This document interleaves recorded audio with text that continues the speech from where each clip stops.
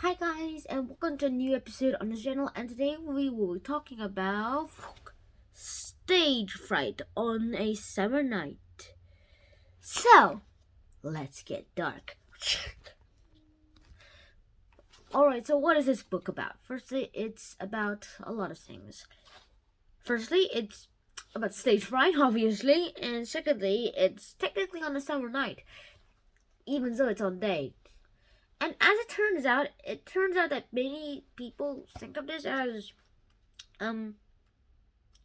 great. We might see plays as a romantic thing sometimes, and a comedy, or something that helps us teach something to us about us. Okay, that's a lot of us's. And yeah, that's how plays work. Plays work.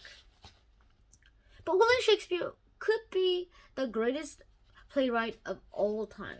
And here, William Shakespeare is one of the greatest playwrights, but he may be the greatest of them all. I mean, he was able to help create the Globe Theater, and probably didn't support the Bear Garden Entertainment, but he also added over 2,000 new words inside the English language that stuck to the English language, literally. Like useful, cold-blooded, schoolboy, rascally, tranquil, well-behaved, yelping, zany, love letter, majestic, ill-tempered, what else? Fashionable, eyeball, dawn, birthplace, and so on. And so on, actually. And that's a lot of words, by the way. He introduced them in his plays, which really stuck and eventually became part of the dictionary.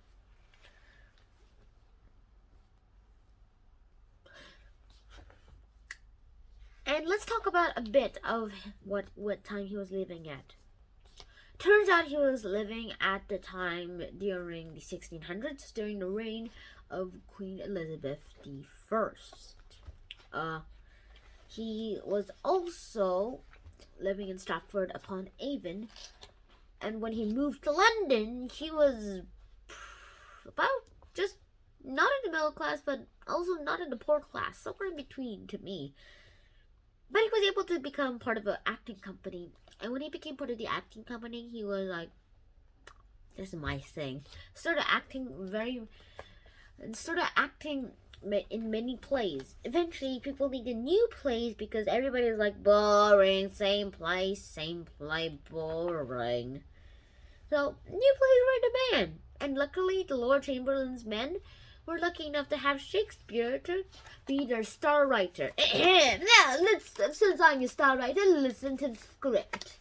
See, here water reflected purple and pink in the sky, and that's exactly what you need to say, narrator. And right here, you'll be acting me, and you'll say, "Oh no, she's not the least touched. The Queen has no idea how she looks. She hasn't peeked in a good mirror for 20 years." And that's exactly how it works, because everything is according to plan. And everybody actually liked the Shakespeare's play, so they decided to play it. And everybody in history, no matter what person, might have longed to play the part of Hamlet. To be or not to be? Actually, let me get more dramatic things. Since I can't have a skull, at least I'll have this. To be or not to be? That is the question.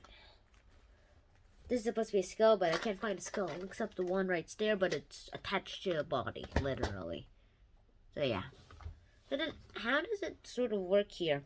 We might see plays as a very dramatic thing today, and that a lot of people can be awesome.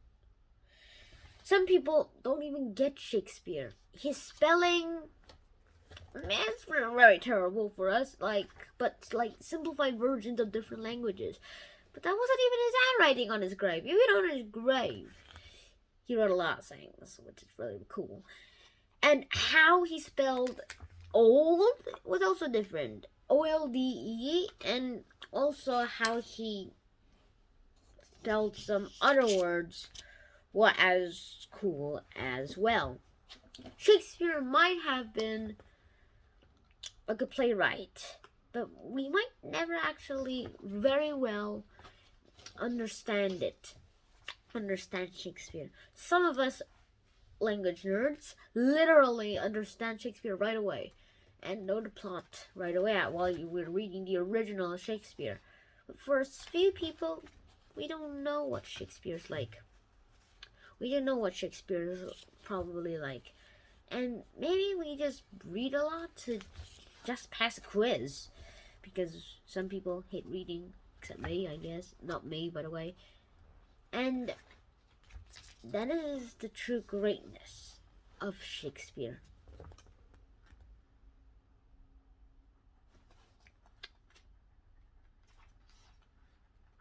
Jackie and Annie here are pretty cool, and when they go all the way back in time to play Midsummer Night's Dream as fairies, they realize that with the power of voicing, acting, we can always turn day into night. And when we turn day into night, you can see action happening all over. See different things with new perspectives, like a French Eiffel Tower, French flag Eiffel Tower. And as crazy as it may seem, even see new experiences.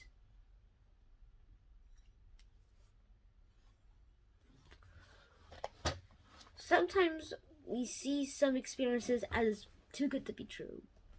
But sometimes we just have to imagine them to just see them. This is how a torchlight can be a tower, and a tower can be a remarkable model of the world. So, I hope you guys enjoyed this episode. If you did enjoy this episode, please like, share, and subscribe to this channel if you haven't already. And I'll see you in this episode. Shine out and beat. Oh, and watch this.